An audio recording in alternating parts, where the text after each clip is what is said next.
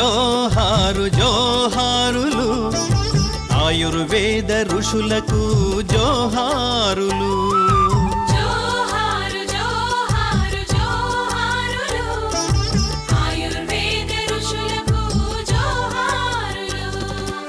ఋషులగన్న భారతికి ఋషి విరచిత శాస్త్రాలకు జోహారు జోహారు జోహారులు ఆయుర్వేద ఋషులకు జోహారులు.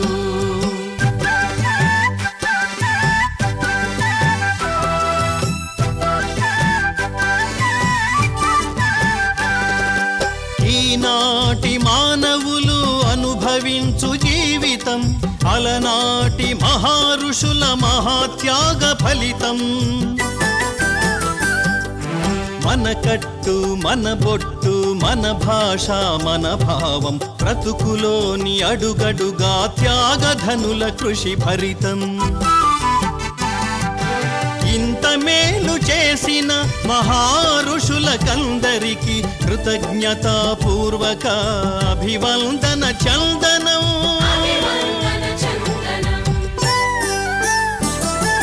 జోహారు జోహారు జోహారులు ఆయుర్వేద ఋషులకు జోహారులు. అందరికీ ఆయుర్వేద శుభోదయం. మేఘము అంటే అర్థం మనం తెలుసుకొని మేఘ రోగాలు ఎన్ని ఉన్నాయి? 24 మేఘ రోగములు. ఈ 24 మేఘ రోగములలో మధుమేహం అనేది వాత ప్రకోప దోషము వల్ల కలుగుతుంది. ఈ మేఘం అనే పదం మేహనము అనే శబ్దము నుండి ఉత్పన్నమైంది. మేహనము అంటే పురుషుని యొక్క జననాంగము. పురుషుని యొక్క జననాంగాన్ని మేహనము అంటారు. అంటే జననాంగము గుండా పోయేటువంటి మూత్రముతో ఈ తీపి తీపి పదార్థము బయటకు వచ్చేటువంటి రోగము కాబట్టి దీన్ని మేఘ రోగము అని అన్నారు. మరి పురుషుడి గురించి ఎందుకు చెప్పారు అంటే మన భారతదేశములో 16వ శతాబ్దము వరకు ఈ మధుమేహం అనేటువంటి వ్యాధి పురుషులకు తప్ప అసలు స్త్రీలకు మన దేశ చరిత్రలో ఈ వ్యాధి లేదు. మరి ఇప్పుడు ఎందుకు వచ్చింది?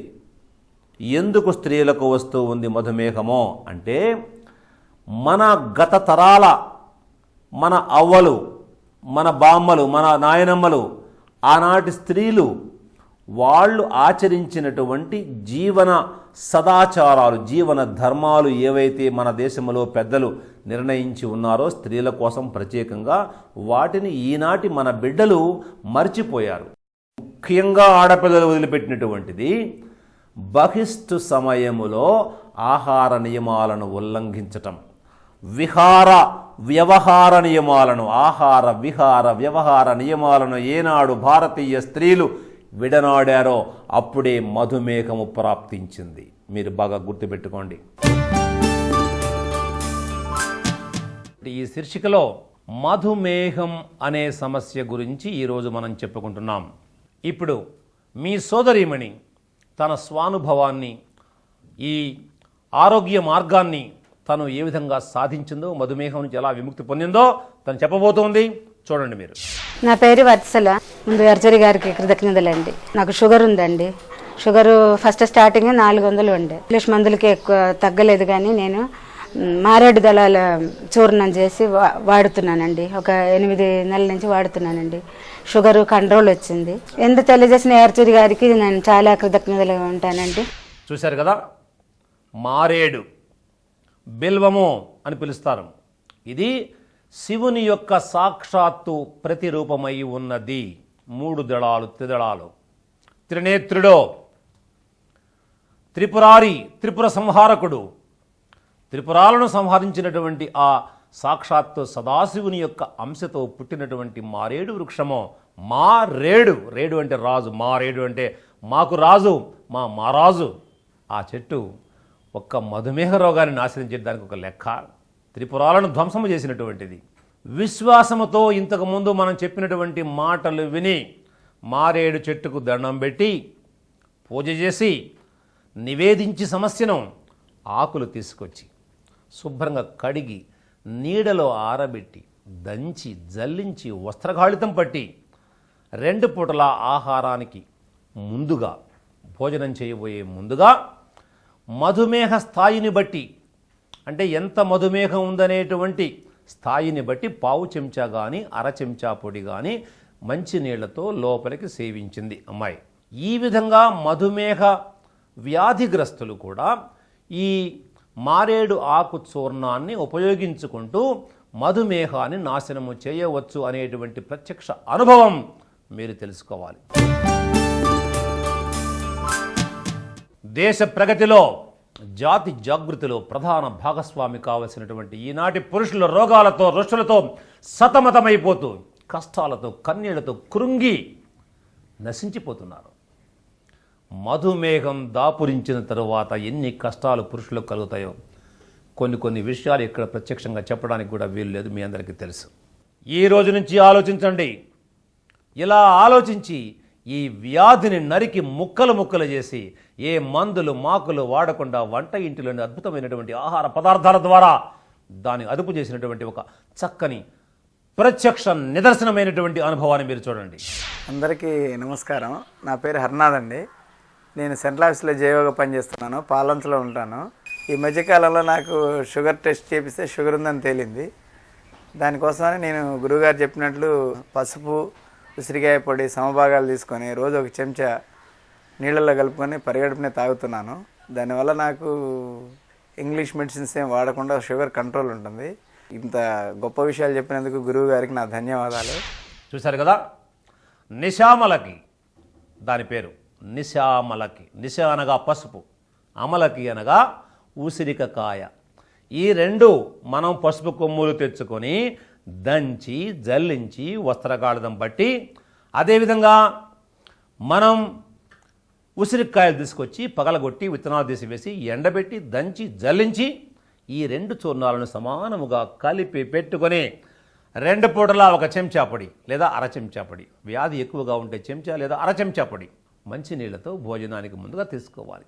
ఇంతకుముందు చెప్పినటువంటి తులసి, వేప, మారేడు కానీ, ఇప్పుడు చెప్పినటువంటి ఉసిరికాయ పసుపు కానీ, లేదా అది 1 పూట ఇది 1 పూట కానీ, ఎక్కువగా ఉన్నవాళ్ళు 2 కూడా అది కొంచెం ఇది కొంచెం కూడా వాడుకోవచ్చు.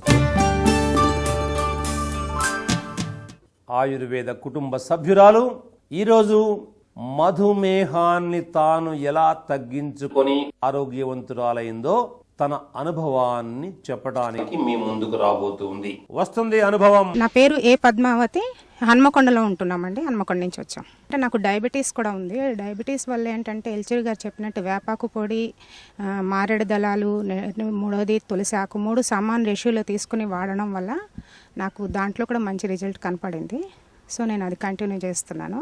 ఇంకా ప్రాణాయామం కొంచెం చేస్తుంటాము. నెక్స్ట్ యోగా కూడా మా మేడం చెప్పినంతగా యోగా కూడా కొంచెం కపాలభాతి ఇవన్నీ కూడా చేస్తున్నమాట. సో దానివల్ల కూడా నేను చాలా యాక్టివ్గా ఉంటున్నాను. 10 ఇయర్స్ నుంచి డయాబెటీస్ పేషెంట్, కానీ నాకు అట్లా అనిపించట్లేదు. నేను చాలా యాక్టివ్గా ఉంటున్నాను. సో ఆయుర్వేదంకి ధన్యవాదాలు. నెక్స్ట్ ఎల్చూరి గారికి ధన్యవాదాలు. విన్నారు కదా, కృష్ణ తులసి రాసుకోండి, కృష్ణ తులసి దళాలు, అదేవిధంగా ముదిరిన వేప చెట్టు నుంచి సేకరించుకున్న శుభ్రమైన ఆకులు, వేప ఆకులు, వాటికి చిల్లులు దుమ్ము ధూళి లేకుండా బాగా ఆరోగ్యవంతంగా పచ్చగా ఉన్నటువంటి ఆకులు వేపాకులు. అలాగే మనం శివరాత్రి నాడు శివుని పూజించేటువంటి మారేడు, బిల్వము, మారేడు ఆకులు, ఈ 3ంటిని సమాన భాగాలుగా విడివిడిగా సేకరించుకొని శుభ్రంగా కడిగి నీడలో గాలి బాగా తగిలే చోట ఆరబెట్టి విడివిడిగా దంచుకొని ఒకదానిలో ఒకటి కొద్దిగా కలుపుతూ 3 చూర్ణాలను మిళితము చేసి ఒక గాజు సీసాలో నిల్వ చేసుకోవాలి. అంతే. పురుషుల్లో, పిల్లల్లో, బాలబాలికల్లో, స్త్రీ పురుషుల్లో, వృద్ధుల్లో, నడి వయస్సు వాళ్ళల్లో, ఎక్కడ పడితే అక్కడ, ఏ ఇంట్లో పడితే ఆ ఇంట్లో తరతమ భేదాలు లేకుండా మధుమేహం అనేటువంటి మహమ్మారి మానవాళిని మారణ హోమం చేస్తూ ఉంది.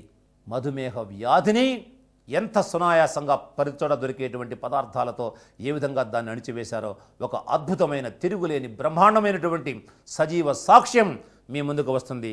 వాళ్ళ ఫోన్ నెంబర్ కూడా ఉంది, వాళ్ళకు ఫోన్ చేయండి, తెలుసుకోండి నిజమా అబద్ధమా. మీరు ఆ ఊరు వెళ్ళండి, తెలుసుకున్న తర్వాతే మీరు ప్రారంభించండి. చూడండి.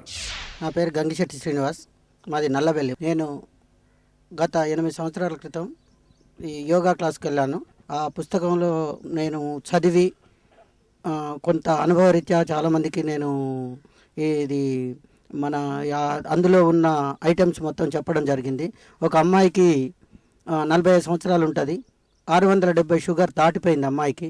దాటిపోతే అమ్మాయి డాక్టర్ దగ్గరికి పోతే ఆ కాలు ఏలుకున్న పుండు తోటి ఏలును కొట్టేయమని చెప్తే ఆ అమ్మాయి నేను ఎందుకో మా అక్క వాళ్ళ ఇంటి పక్కకున్నది, అయితే వచ్చి మరి గిట్లా కాలు కొట్టేయమన్నారు. నా ఈ ఏజ్లో నాకు కాలు పోతే నా పరిస్థితి ఏంది అని చెప్పి ఆమె బాధపడుతుంటే నేను ఆ సలహా మేరకు సీతాఫలక ఆకు దంచి 3 రోజులు కట్టుకట్టాము. 3 రోజులతోటి పుండు పోయింది.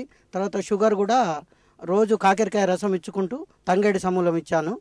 11 రోజులకు 340కి వచ్చింది. తర్వాత మళ్ళీ ఒక 21 రోజు మళ్ళీ టెస్ట్ చేస్తే 180కి వచ్చింది. ఇప్పుడు నార్మల్కి వచ్చింది, పుండు తక్కువైంది.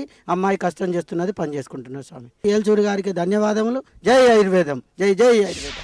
చూశారు కదా, మధుమేహం ముదిరిపోయి దెబ్బ తగిలి పుండైపోయి చివరకు కాలు తీసివేయాలి అనుకునేటువంటి పరిస్థితుల్లో ఇంట్లో కాకరకాయ, ఊరు బయట ప్రతి ఊరు బయట పట్టణాలలో పల్లెల్లో కనిపించేటువంటి తంగేడు చెట్టు, అదేవిధంగా ఊరిలో మధ్యలో ఊరి చుట్టూ కనిపించేటువంటి సీతాఫలం కాపాడింది. రాసుకోండి. సీతాఫలం ఆకులు, పసుపు, పొగాకు, ముద్దకర్పూరం మెత్తగా నూరి దాన్ని గాయం మీద వేసి కట్టుకట్టడం. అదేవిధంగా మధుమేహాన్ని మట్టుబెట్టడం కోసమో కాకరకాయ రసం, ఇంత తాగకూడదు. కాకరకాయ రసం కింద పడిపోతారు. కొద్దిగా 2-3 చెంచాలు ఆహారం తీసుకోబోయేటువంటి ఒక పావు గంట ముందు, మరీ గంట ముందు తాగవద్దు, పావు గంట ముందు చాలు. కాకరకాయ హాయిగా ఆహారంలో కూడా తీసుకోండి, చక్కగా మంచి కూరలాగా వండుకొని తినండి. అదేవిధంగా తంగేడు మహాతల్లి, తంగమనగా బంగారమో, బంగారు వృక్షం అది. ఈ తంగేడు ఆకులు రాసుకోండి. తంగేడు ఆకులు, తంగేడు పూలు, తంగేడు గింజలు, తంగేడు మాను మీద ఉండి ఇంతలా ఉంటుంది మాను, బాగా ముదిరిన చెట్టు, దాని మీద ఉండే పై తోలు, వేళ్ల మీద ఉండే తోలు, 5 భాగాలు. తంగేడు వేళ్ల మీద తోలు, తంగేడు మాను మీద తోలు, ఆకులు, పూలు, గింజలు 5 భాగాలు సమానంగా తీసుకోండి. 100 తీసుకోండి, లేదు 50 గ్రాములు తీసుకోండి, సమాన భాగాలు. అదేవిధంగా సమానంగా ఉసిరికాయ పొడి, మనం ఇంట్లో కొట్టుకున్న పసుపు, ఈ తంగేడు భాగాలు 3 కలపండి, సమాన భాగాలు. బ్రహ్మాండమైనటువంటిది. ఎంత స్థాయిలో ముదిరినటువంటి మధుమేహాన్నైనా దాన్ని జుట్టు పట్టుకొని కిందకు వంచి దాన్ని మన పాదాక్రాంతం చేస్తుంది మహాతల్లి తంగేడు. ఎక్కడ పడితే అక్కడ మన భూమి తల్లి ఆ మొక్కలను, ఆ చెట్లను మన కోసం పండిస్తుంది. బంగారపు రంగు పుష్పాలతో ఆ తల్లి మనకు స్వాగతం పలుకుతూ ఉంది. మనం చూడటం లేదు. అది లోపలకు వాడుతూ ఉంటే షుగర్ని చంపేస్తుంది. పైగట్టినటువంటి సీతాఫలం, పొగాకు ఇవన్నీ పుండును మాన్పించి వేస్తాయి. అలాగే కాకరకాయ రసం మనకు ఇన్సులిన్ అవసరము లేకుండా దానికి ప్రత్యామ్నాయంగా పనిచేస్తుంది. ప్రపంచవ్యాపితంగా, దేశవ్యాపితంగా, రాష్ట్ర వ్యాపితంగా ఇంటిలో మధుమేహ రోగులు, చక్కెర ఫ్యాక్టరీలు ఎట్లా పెడుతూ ఉన్నారో అదేవిధంగా రోజుకు పెరిగిపోతూనే ఉన్నారు. ఇప్పుడు ఒక అద్భుతమైనటువంటి మార్గంతో మధుమేహాన్ని మారణ హోమం చేసినటువంటి అనుభవం మీ ముందుకు వస్తూ ఉంది. బాగా వినండి, చూడండి. మాది గుంటూరు అండి, బాలకృష్ణారెడ్డి నా పేరు. షుగర్ గురించి నేను రాసుకున్నామనండి. ఏల్సూరి గారు చెప్తే వేపాకు, మామూలు కాగితాల పూలాకు, తులసాకు, మిరియాలు, నేరేడాకు వీటన్నిటిని సమభాగాలుగా చేసి పొద్దున్నే 3 ఏళ్ళకు వచ్చినంత వేసుకొని వేడి నీళ్ళలో కలుపుకొని తాగుతున్నాను. గంట దాకా ఏమీ తినకోకుండా సుమారు 6 నెలల పాటు వాడాను. నాకు తగ్గింది. ఈ కానుక చెప్పిన గురువు గారికి ధన్యవాదాలు. జై ఆయుర్వేదం, జై జై ఆయుర్వేదం. విన్నారు, చూశారు, ఏమి ఆశ్చర్యంగా లేదా? తులసి ఆకు, మారేడాకు, వేపాకు, నేరేడాకు, కాగితం పూలాకు, మిరియాలు, దూరగా వేయించిన మిరియాలు, ఇవన్నీ సమాన భాగాలుగా చూర్ణాలు చేసుకొని కలుపుకొని 2 పూటలా వాడుతూ ఉంటే ఎంత స్థాయిలో పూర్తిగా మదం పట్టి శరీరం అంతా వ్యాపించి క్లోమగ్రంథిని పూర్తిగా అచేతనము చేసినటువంటి ఈ మధుమేహము ఏ విధంగా క్రమక్రమంగా దిగి వచ్చి ఆ వాడిన వ్యక్తులకు గులామై సలాము చేసిందో మనం విన్నాం. ప్రియాతి ప్రియమైన మా బిడ్డలారా, ఈరోజు మనం అనేక కోట్ల మందిని వేధిస్తూ మానవ సమాజంలో మారణ హోమాలు రగిలిస్తూ ఉన్న మధుమేహం గురించి మనం వివరంగా చెప్పుకున్నాం. ఇప్పుడు ప్రత్యక్షంగా మీకు అనుభవం కలిగించటం కోసం అందరికీ అందుబాటులో ఉండే మోదుగ పూల యోగము శీర్షిక పెట్టుకోండి, మధు వినాశని. ఇది పెద్ద దంచే పని లేదు, చాలా సులభమైన, తిరుగులేని, అందరికీ అందుబాటులో ఉండేటువంటిది, 1 పైసా ఖర్చు లేనటువంటి యోగము మహాత్ముల చేత ప్రసాదించబడింది. దీన్ని ఏ విధంగా మోదుగ పూలతో మధుమేహాన్ని పూర్తిగా నశింపజేయాలో, పూర్తిగా దాని దారిలో తెచ్చుకోవాలో తెలుసుకుందాం. చూస్తూ ఉండండి. మధు వినాశని చూడండి, ఇవి మోదుగ పూలు. ఇప్పుడు ఇట్లా ఎండిపోయి దొరుకుతాయి. అక్కడక్కడ కొన్ని చెట్లకు పచ్చివి కూడా ఉన్నాయి, మీరు సేకరించి పెట్టుకోండి. అవకాశం ఉంటే అనురాధ నక్షత్రం వచ్చిన రోజున వీటి శక్తి ఎక్కువగా ఉంటుంది, ప్రయత్నం చేయండి. దొరకకపోతే మామూలు రోజుల్లో అయినా తీసుకోండి. ఈ పూలను 5 పూలు చూడండి, 5 పూలు, 1 2